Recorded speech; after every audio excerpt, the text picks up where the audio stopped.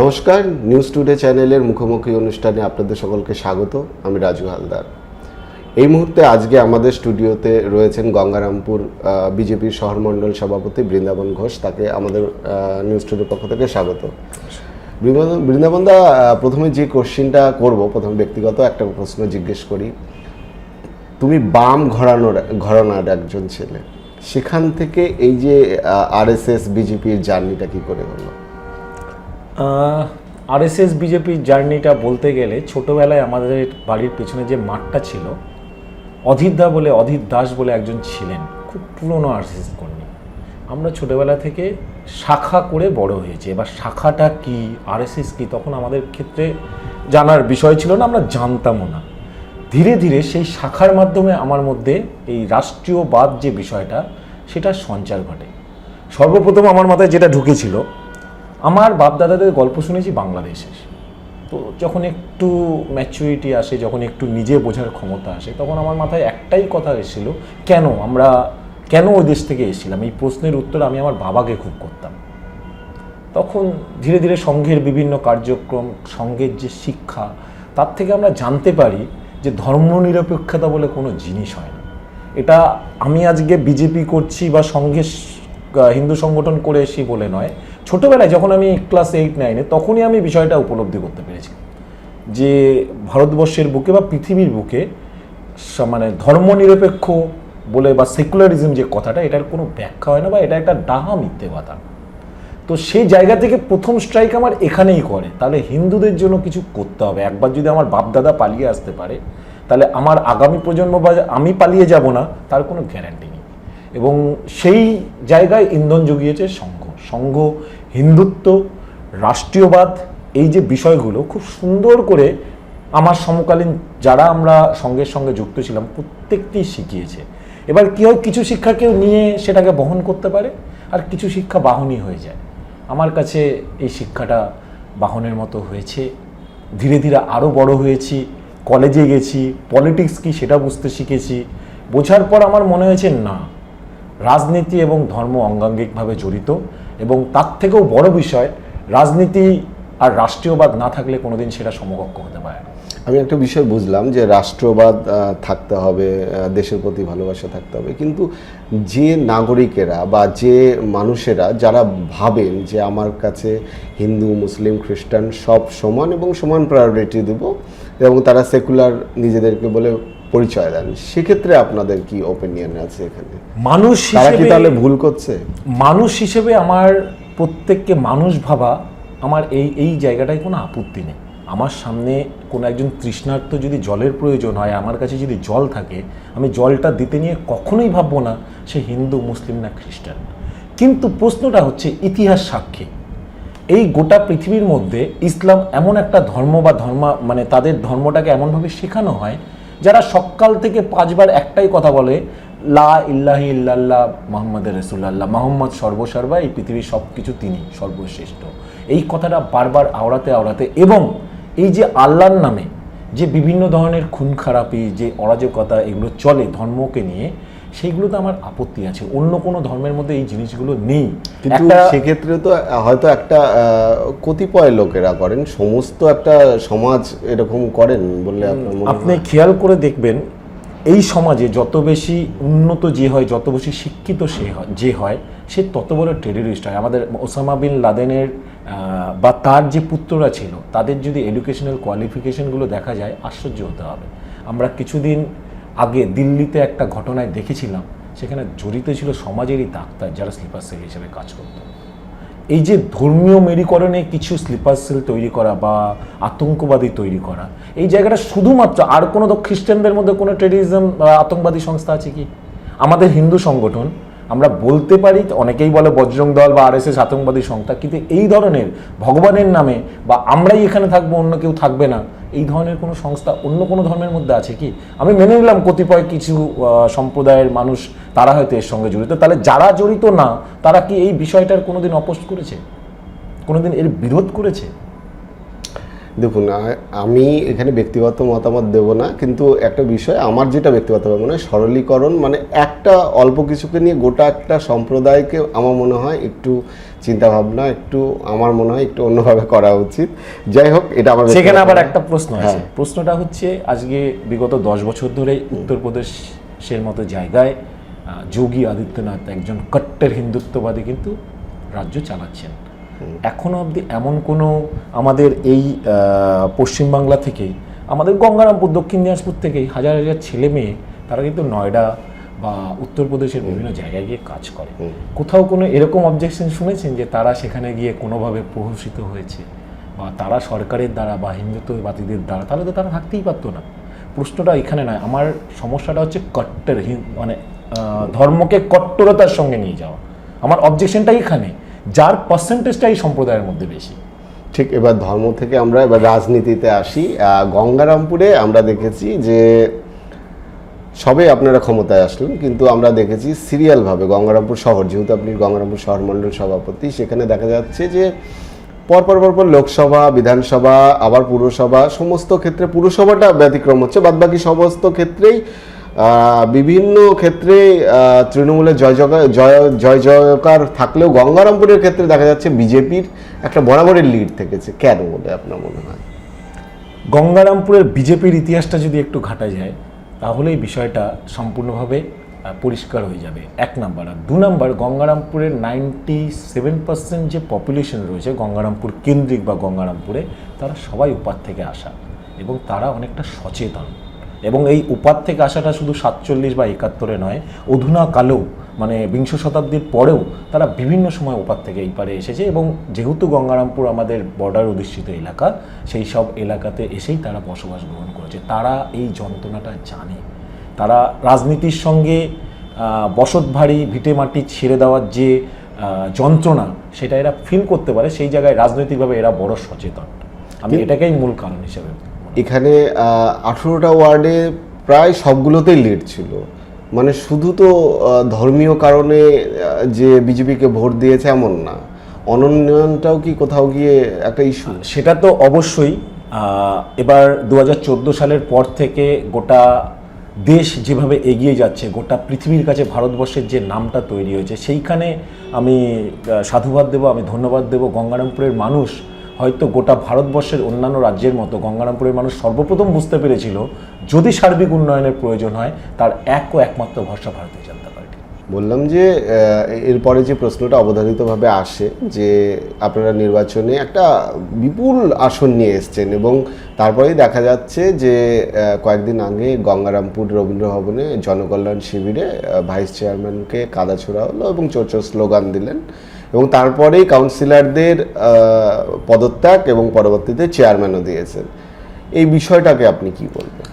প্রথমে একটু আপনাকে আটকে দিচ্ছি, আমাদের তরফ থেকে কাদা ছোড়া হয়নি, ওনাকে কাদা ছুঁড়েছে সাধারণ মানুষ। আমরা দেখেছি বিগত পৌরসভা নির্বাচনে মানুষের যে গণতান্ত্রিক অধিকার তাকে কেড়ে নিতে এই গঙ্গারামপুর শহরে মানুষ সেটাকে ভালোভাবে নেয়নি। তার প্রমাণ তার পরের প্রত্যেকবার যখন ভোট হয়েছে, মানুষ ভোট বাক্সে তার প্রমাণ দিয়ে দিয়েছে যে মানুষের গণতান্ত্রিক, মানুষ সব মেনে নেবে, মানুষ 1-3 বেলা জায়গায় 2 বেলা খাবে, কিন্তু তার গণতান্ত্রিক অধিকারকে প্রয়োগ করতে দিতে হবে। কিন্তু আমরা এবং আপনারা জানেন যে বিগত গঙ্গারামপুর পৌরসভার যে ভোট, সেই ভোটে গঙ্গারামপুর শহর অঞ্চলের সাধারণ মানুষের ভোটাধিকারকে কেড়ে নেওয়া হয়েছিল। মানুষ সুযোগ পেয়েছে, 24-এ তার প্রমাণ দেখিয়ে, 21-এ তার প্রমাণ দেখিয়েছে, 24-এ তার প্রমাণ দেখিয়েছে, 26-এ 2 হাত ভরে ভোট দিয়েছে। মানুষ নতুন সরকার আসার পর গণতন্ত্র ফিরে এসেছে, মানুষ তার ভাষা বলতে শিখেছে, বলার সৎ সাহস রাখতে পারছে। সেই জায়গার থেকে দাঁড়িয়ে মানুষ দেখিয়ে দিয়েছে যে এই চোরদেরকে আর রাখা যাবে না, যারা মানুষের ভোট চুরি করতে পারে। আর অনুন্নয়নের প্রশ্ন তো নাই বা এলাম, সেগুলো ওয়ার্ডের প্রত্যেকটা রাস্তা যদি আপনি ঘুরবেন তাহলে এর পরিচয় পেয়ে যাবেন। আগামী হয়তো কয়েক মাস পরেই আবার পুরসভায় নির্বাচন হবে, সেখানে কি আপনারা আশ্বস্ত করছেন সাধারণ মানুষদের যে এই ঘটনার পুনরাবৃত্তি, অর্থাৎ বুথ দখল, মারামারি নির্বাচনে হবে না? আপনারা বিভিন্ন সময় দেখেছেন 4 তারিখের পর থেকেই গঙ্গারামপুরের মানুষ বা গঙ্গারামপুরের বিজেপি কর্মীরা তারা সংযত থেকে মানুষের যারা চরম অত্যাচার করত তাদেরকেও কিন্তু আগলে রেখে দিয়েছে বুক দিয়ে। শুধু পার্টির কর্মীদের যদি কোনো ক্ষোভ থাকে সেটাকে তো আটকেইছে, সাধারণ মানুষেরও যে ক্ষোভ সেখান থেকেও কিন্তু ভারতীয় জনতা পার্টির কর্মীরা আগলে রেখে দিয়েছে সেই সব মানুষকে। তো আমি বিশ্বাস করি, আমরা গণতন্ত্রের বিশ্বাসী, এবং যে কোনো নির্বাচন হোক না কেন, সে একটা স্কুল নির্বাচন হোক, সে একটা সমিতির নির্বাচন হোক, যেগুলো নির্বাচন মানেই পশ্চিমবাংলায় মানুষ মরবে, বোম ফাটবে এরকম বিষয় ছিল, বিজেপি এর একদম উল্টো পথে হাতে। মানুষ তার গণতান্ত্রিক অধিকার প্রয়োগ করবে এবং সম্পূর্ণ নির্ভয়ে প্রয়োগ করবে, তার যাকে ইচ্ছে হবে তাকে ভোট দেবে। তৃণমূল পরিচালিত পুরসভার একজন তো মানে প্রত্যেকটা পুরসভা বা সংস্থার একটা মাথা থাকে, তো তৃণমূল পরিচালিত পুরসভার মাথা ছিলেন প্রশান্ত মিত্র। তিনি প্রায় 10 বছরের ওপরে এখানে করেছেন, পুরসভাটা পরিচালনা করেছেন। উন্নয়নের নিরিখে তাকে কোন দৃষ্টিকোণে দেখবেন এবং কতটা তিনি সফল হয়েছেন বা বিফল হয়েছেন বলে মনে করেন? 10 বছর একটা সরকারি দলের প্রতিনিধি হিসাবে পৌরসভা চালালে যে ধরনের উন্নয়ন একটা পৌরসভার হওয়া উচিত, সেই উন্নয়নটা আমরা দেখতে পাইনি। আমাদের গঙ্গারামপুরের সবথেকে বড় সমস্যা ছিল আমাদের একটা যানজট বা পুনর্ভবা নদীর ওপর দ্বিতীয় একটা ব্রিজের। উনি বিভিন্ন সময় আশ্বস্ত করেছেন, কিন্তু সেটা করতে পারেননি।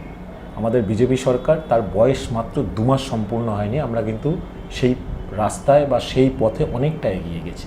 গঙ্গারামপুর পুরসভা হওয়ার পর মানুষের বাড়িতে জল যোজনার মাধ্যমে কেন্দ্রীয় সরকারের, সেটা আজকে বাড়ি বাড়ি চলে যাওয়া উচিত ছিল। তার টাকা বরাদ্দ হয়েছে, সেই টাকা পৌরসভায় এসছে, তার কাজ নিরীক্ষণের জন্য বিভিন্ন সময় সরকার থেকে রিপোর্ট চেয়ে পাঠিয়েছে, কিন্তু আমাদের গঙ্গারামপুরের মানুষ সেই পরিষেবা পায়নি। শুধু তাই নয়, বাড়ি বাড়িতে পাইপলাইনের মাধ্যমে গ্যাস পৌঁছে দেওয়ার প্রজেক্টও কেন্দ্রীয় সরকার আমাদের রাজ্যকে দিয়েছে, এবং গোটা পৌরসভাতেই সেটা সবার আগে হওয়া উচিত ছিল। আমাদের পৌরসভার মানুষ কিন্তু তার থেকে ব্যতীত। রাস্তাঘাটের অবস্থা যদি দেখবেন, প্রত্যেক ওয়ার্ডে যান, বুঝতে পারবেন মানুষ কি যন্ত্রণা নিয়ে রাস্তাঘাটে হাঁটাহাঁটি করছে। তো সেই জায়গায় দাঁড়িয়ে উন্নয়নের নিরিখে ওনাকে মার্কস দেওয়াটা সত্যি একটু অসম্ভব। আরেকটা প্রশ্ন, যেটা খুব গুরুত্বপূর্ণ প্রশ্ন, যে আগামী দিনে যদি নির্বাচনে বিজেপি ক্ষমতায় আসে, তাহলে আপনারা মূলত, যদি আপনাকে 3টে বলি যে এই কাজগুলো প্রায়োরিটি সবার আগে মিউনিসিপ্যালিটি এরিয়ায় দেওয়া উচিত, আপনি কোন 3টাকে বাঁচবে? সবার আগে পুনর্ভবা নদীর ওপর বিকল্প ব্রিজ, যার কাজ আমরা পৌরসভায় আসি না আসি, আমাদের সম্মানীয় বিধায়ক সাহেব তার দাক্ষিণে আমরা ইতিমধ্যেই অনেকটাই এগিয়ে গেছি, এটা একটা বিষয়। দ্বিতীয় একটা বিষয়, এই বিশুদ্ধ পানীয় জল মানুষের বাড়ি বাড়ি পৌঁছে দেওয়া, এটা সত্যি আজকের দিনে খুব প্রয়োজনীয় একটা বিষয়। গঙ্গারামপুরের এমন অনেক ওয়ার্ড আছে, গ্রীষ্মকালে কলের থেকে জল ওঠে না, মানুষ জলের জন্য হাহাকার করে। তো এটা একটা খুব গুরুত্বপূর্ণ বিষয়, সেটা আমরা দেখব বলে মনে করছি। আর তৃতীয়ত, আমাদের নদীর ওপারে কালীতলা যে মার্কেটটা, সেই বাম আমল থেকে তারা একটা খুব খারাপ অবস্থার মধ্যে দিয়ে জীবনযাপন করছে, তারা তাদের পরিবারের লালন পালন করছে একটা খুব খারাপ অবস্থার মধ্যে। বৃষ্টি বাদল বন্যার সময় তাদের সেই মার্কেটগুলোতে ঢোকা যায় না, কিন্তু জীবিকা নির্বাহের জন্য তাদের দোকান খুলতেই হয়। আমাদের এই পরিকল্পনাটাও রয়েছে, যাতে সরকারিভাবে সাহায্যের হাত বাড়িয়ে দিয়ে সেখানে একটা সুন্দর মানে একদম সুব্যবস্থা সম্পন্ন একটা মার্কেট কমপ্লেক্স তৈরি করে দেওয়া যায়। এই 3টে বিষয়, আরও অনেক বিষয় আছে। একটা বিষয়, রাজনীতির কথা উঠবে অথচ দলবদলের কথা উঠবে না। রাজনীতি তো একটা সম্ভাবনার শিল্প। সেই জায়গায় দাঁড়িয়ে আমরা দেখলাম যে রাজ্যে ক্ষমতায় আসবার পরে একটা বড় অংশ তৃণমূল থেকে জয়লাভ করে, 80 জনের ওপরে। তারা ঘুরপথে নতুন তৃণমূলে জয়েন করেছে। বলা হয় যে এটাই বিজেপি দ্বারা নিয়ন্ত্রিত সেই দল। এবার যদি সেটা সত্যিকারই হয়, তাহলে তো তাদের তো আর ঘুরপথে বিজেপিতে ঢোকা খুব বেশি সময়ের অপেক্ষা না। দেখুন, মানুষ তো এরকম অনেক কথাই বলে। 2026-এর বিধানসভার আগেও 20খানা সিট হয়তো আমরা পাবো না, এই ধরনের কথা উঠেছিল। তো মানুষ রাজনীতির সমীকরণে মানুষের আলোচনা করবে, আর চায়ের দোকানে বসে একটা সর্বভারতীয় দল এবং পৃথিবীর সর্ববৃহৎ দল, তাদের যে কার্যক্রম বা তাদের যে চিন্তাভাবনা, সেটা চায়ের দোকানে বসে ঠিক হবে, এটা ঠিক না। আমরা একটা ব্যাপক সংখ্যা, মানে সেটা হয়তো সাধারণ মানুষ ভাবতেই পারেনি, কিন্তু আমরা জানতাম, কারণ আমাদের নিজেদের কর্মের ওপর, নিজেদের সংগঠনের ওপর, নিজেদের কর্মীদের ওপর অগাধ বিশ্বাস ছিল। আমরা জানতাম আমরা 200 পার করে যাব। কিন্তু ব্যাপারটা হচ্ছে যে রাজনীতিতে অসম্ভব বলেও তো কিছু হয় না। এই যে যদি ধরেন, আমি জেলার নিরিখেই বলি, যে ভালো মানে ঋতব্রত তৃণমূলে এখন রয়েছেন জেলার প্রাক্তন মন্ত্রী বিপ্লব মিত্র।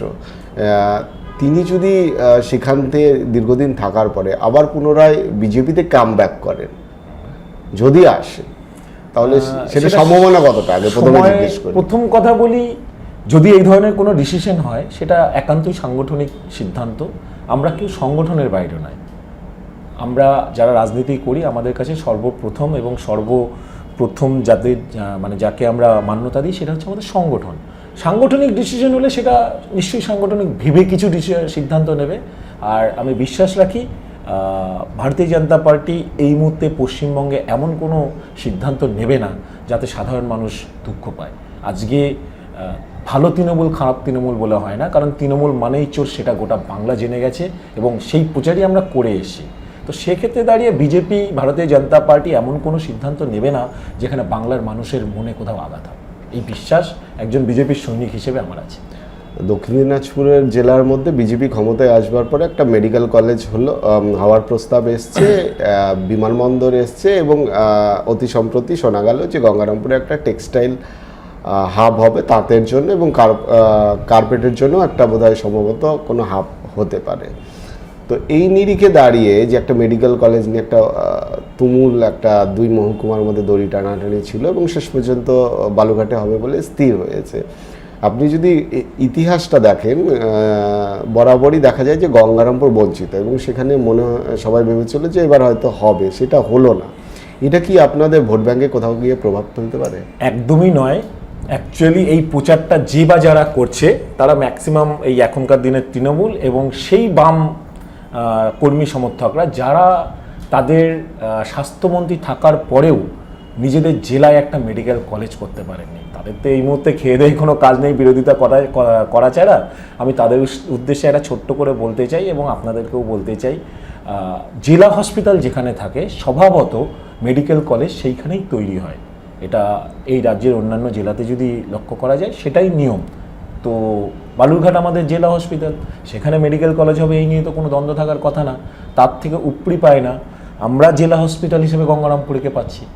একটা জেলা হসপিটাল মেডিকেল কলেজের থেকে কোনো অংশে কম থাকে না, এবং যখন জেলা হসপিটাল এবং মেডিকেল কলেজ দুটো সমন্বয়ের সঙ্গে কাজ করবে, আমাদের এখান থেকে বালুরঘাটের দূরত্ব মাত্র 40 কিলোমিটার। সেই জায়গায় দাঁড়িয়ে আমাদের গঙ্গারামপুর হসপিটালের পরিষেবা অনেক গুণ বৃদ্ধি পাবে বলে আমি মনে করি। আর এটা কোনো আলোচনার বস্তুই নয়।